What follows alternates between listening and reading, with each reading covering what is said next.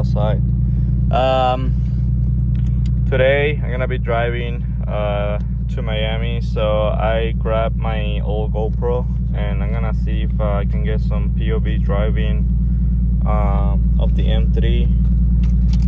It was a request in the last video, so hopefully the video turns out good and can have some content. But yeah, I'll see you guys when I switched up to the other car.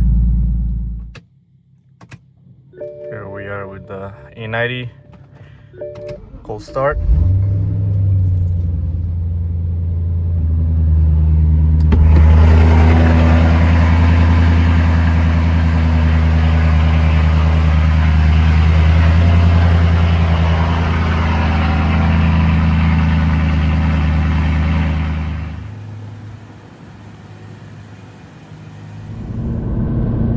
Yeah, I mean, there's not much to really record here because I'm just driving on 6th gear, pretty much the whole way there. But I mean, this is kind of why I got this car. It's just like, you know, it's just a comfortable car and fun car to drive, without really having too much to worry about. So that's kind of why I think this car serves. This is the purpose of this car.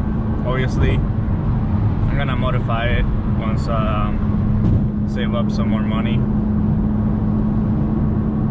But I don't really plan on going too crazy on it because I want to keep it as a nice, you know, weekend driver.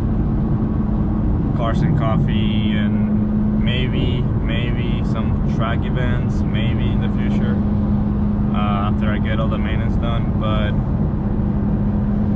for the most part, it's just a weekend car, and I think it's perfect for that.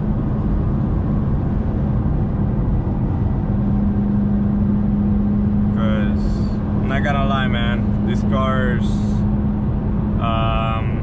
any M car. Yes, even the new M cars, they do make power pretty easily.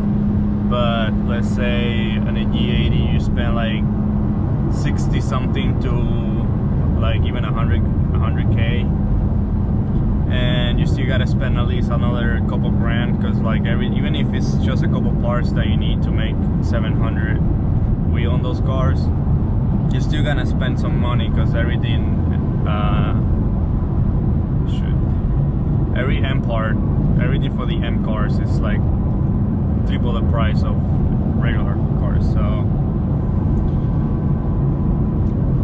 with the Z's, I mean, I'm pretty much just boosting IC, everything for 5 grand, and I already have the fuel return, everything. I just need to install it, of course, but I already have everything for the car to make around like 500-600 horsepower.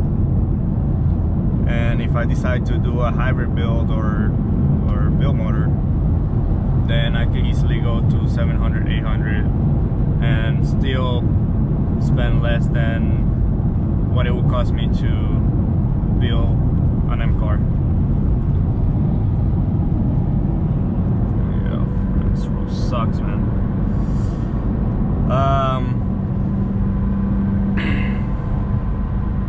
But the reason why I don't really care about it for this car is mostly because this car is mostly about how it makes you feel while driving it.